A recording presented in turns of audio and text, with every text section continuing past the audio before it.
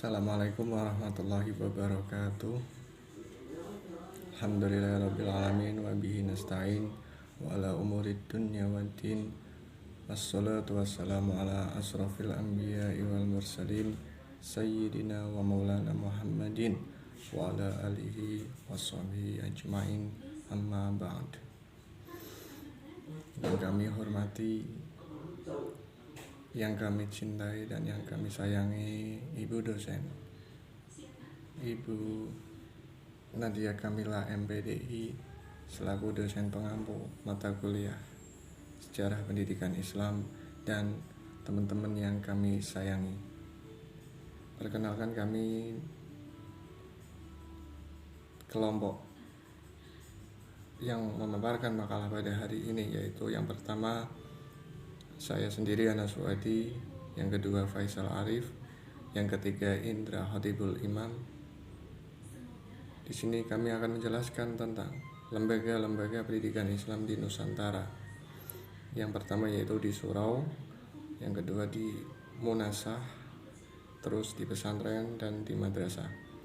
Nah, kita di sini akan belajar lembaga-lembaga pendidikan Islam di Nusantara. Yang pertama yaitu di surau. Surau bagi masyarakat Minangkabau memiliki multifungsi, tidak hanya berfungsi sebagai tempat berkumpul atau rapat, tempat tidur, tetapi juga berfungsi sebagai lembaga pendidikan. Masyarakat Minangkabau adalah masyarakat yang terbuka, artinya masyarakat yang tidak menutup diri untuk menerima perubahan, sehingga pada akhirnya perubahan yang terjadi menjadi sebuah ancaman bagi kelangsungan institusi surau sebagai sebuah lembaga pendidikan. Tetapi di balik itu, surau telah mampu melahirkan ulama-ulama besar yang disegani baik di Minangkabau maupun di luar Minangkabau, bahkan internasional. Secara bertahap, eksistensi surau sebagai lembaga pendidikan Islam mengalami kemajuan, yaitu ada dua jenjang pendidikan di surau di era ini. Yang pertama yaitu pengajaran Al-Quran, yang kedua yaitu pengajian kitab. Untuk pengajaran Al-Quran, mempelajari Al-Quran ada dua macam tingkatan, yaitu yang pertama pendidikan rendah, yang kedua pendidikan atas. Pendidikan rendah yaitu pendidikan yang memahami ejaan huruf Al-Quran dan membaca Al-Quran. Di samping itu juga dipelajari cara berwudu, tata cara sholat, dilakukan dengan metode praktik dan menghafal. Keimanan terutama yang berhubungan dengan sifat 20 yang dipelajari dengan menggunakan metode menghafal melalui lagu. Dan akhlak yang dilakukan dengan cerita tentang Nabi dan orang-orang soleh lainnya.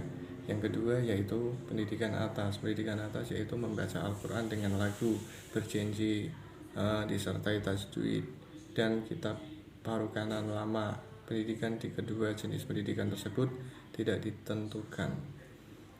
Seorang siswa baru dikatakan tamat bila ia telah mampu menguasai materi-materi di atas dengan baik. Bahkan ada kala seorang siswa yang telah menamatkan mempelajari Al-Quran 2 atau 3 kali baru berhenti dari pengajaran Al-Quran. Yang kedua, pengajian kitab. Materi pendidikan pada jenjang ini meliputi ilmu shorof dan nahwu dan shorof, terus ilmu fikih, ilmu tafsir, dan ilmu lainnya. Cara mengajarkannya adalah dengan membaca sebuah kitab Arab dan kemudian diterjemahkan ke dalam bahasa Melayu.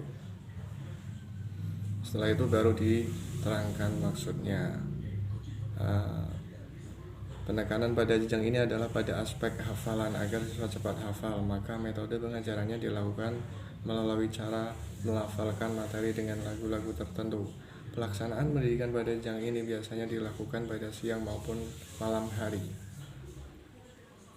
Yang kedua yaitu yang pertama tadi itu di mana? Surau. Yang kedua di munasah. Munasah merupakan lembaga pendidikan tingkat rendah yang ada di Aceh. Sebagai lembaga pendidikan Islam tingkat rendah, materi pengajaran diberikan pun masih seputar pengetahuan tentang bagaimana cara membaca Al-Quran yang baik dan benar. Kemudian baru diberikan pengetahuan tentang keimanan, akhlak, ibadah, pengetahuan, dan lain-lain. Lama pendidikannya pun tidak ditentukan, berkisaran antara 2 sampai puluhan tahun. Tidak dipungut bayaran. Lembaga pendidikan ini telah mampu mencetak masyarakat Aceh punya fanatisme agama yang tinggi. Munasa secara fisik adalah bangunan rumah panggung yang dibuat pada setiap kampung. Setiap kampung terdiri dari 40 rumah dan diketuai oleh kauci. Dalam Munasa terdapat sumur, bak air, dan WC yang terletak berjarak dengan Munasa. Biasanya Munasa terletak di pinggir jalan. Di antara fungsi Munasa itu adalah fungsinya yang pertama sebagai tempat upacara keagamaan, yang kedua sebagai lembaga pendidikan Islam. Untuk yang pertama sebagai tempat upacara keagamaan, misalnya penerimaan zakat dan tempat penyaluran lainnya, tempat penyelesaian perkara agama, untuk musyawarah dan menerima tamu. Untuk sebagai lembaga pendidikan Islam, di mana diajarkan pelajaran membaca Al-Quran, pengajian bagi orang dewasa, diadakan pada malam hari tertentu dengan metode ceramah dalam 1 bulan sekali. Kemudian pada hari Jumat dipakai ibu-ibu untuk sholat berjamaah zuhur, yang diteruskan pengajian yang dipimpin oleh seorang guru perempuan. Yang ketiga yaitu pesantren. Pesantren merupakan lembaga pendidikan Islam yang tumbuh dan berkembang di Pulau Jawa sampai sekarang, tetap survive. Untuk bisa dikatakan sebuah pesantren, sekurang-kurangnya harus memiliki kiai, santri, masjid, pondok, asrama. Di sisi lain, ciri pesantren berikut unsur kelembagaannya tidak bisa dipisahkan dari sistem kultural dan tidak dapat pula diletakkan pada semua pesantren secara uniformitas, karena setiap pesantren memiliki keunikannya masing-masing. Tetapi pesantren secara umum memiliki karakteristik yang hampir sama. Di antara karakteristik pesantren itu dari segi materi pelajaran dan metode pengajaran.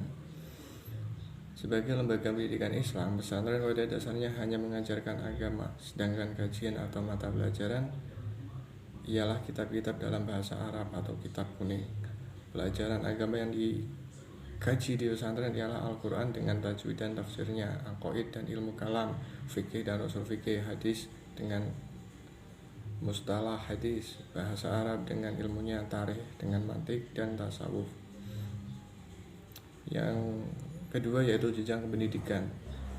Jenjang pendidikan dalam pesantren tidak dibatasi seperti lembaga-lembaga pendidikan yang memakai sistem klasikal. Umumnya kenaikan tingkat seseorang santri ditandai dengan tamat dan bergantinya kitab yang dipelajari. Jadi jenjang pendidikan tidak ditandai dengan naiknya kelas seperti dalam pendidikan formal, tetapi pada penguasaan kitab yang telah ditetapkan dari yang paling rendah sampai yang paling tinggi. Yang ketiga, fungsi pesantren. Pesantren tidak hanya berfungsi sebagai lembaga pendidikan, tetapi juga berfungsi sebagai lembaga sosial dan penyiaran keagamaan. Sebagai lembaga pendidikan, pesantren menyelenggarakan pendidikan formal, misalnya di madrasah, sekolah umum, perguruan tinggi, dan non-formal. Sebagai lembaga sosial, pesantren menampung anak-anak dari segala lapisan masyarakat muslim tanpa membeda-bedakan status sosial, menerima tamu yang datang dari masyarakat umum dengan motif yang berbeda-beda sebagai lembaga penyiaran agama Islam. Yang ketiga yaitu kehidupan kiai dan santri. Berdirinya pondok pesantren bermula dari seorang kiai yang menetap atau bermukim di suatu tempat.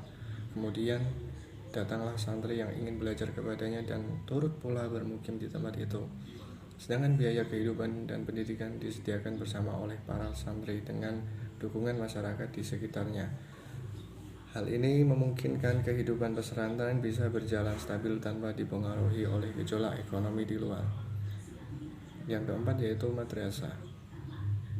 Tumbuh dan berkembangnya madrasah di Indonesia karena disebabkan oleh dua hal, yaitu karena adanya gerakan pembaruan di Indonesia dan sebagai respon pendidikan Islam terhadap kebijakan pendidikan Hindia Belanda. Setelah Indonesia merdeka, kebijakan pemerintah terhadap madrasah masih belum jelas. Madrasah masih tersisih dan belum masuk ke dalam sistem pendidikan nasional.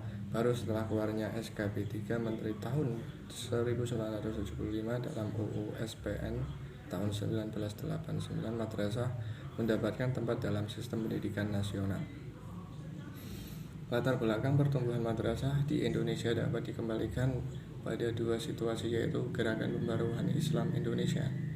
Yang pertama yaitu gerakan Pembaharuan Islam di Indonesia. Gerakan pembaharuan Islam di Indonesia muncul pada abad ke-20 yang dilatar belakangi oleh kesadaran dan semangat yang kompleks bagaimana diuraikan oleh Karel A. Centenbrink dengan mengidentifikasi 4 faktor yang mendorong gerakan pembaharuan Islam di Indonesia, antara lain keinginan untuk kembali kepada Al-Quran dan Hadis, semangat nasionalisme dalam melawan penjajah, memperkuat basis gerakan sosial, budaya, dan politik, pembaharuan pendidikan Islam di Indonesia. Yang kedua, respon pendidikan Islam terhadap kebijakan pendidikan Hindia Belanda.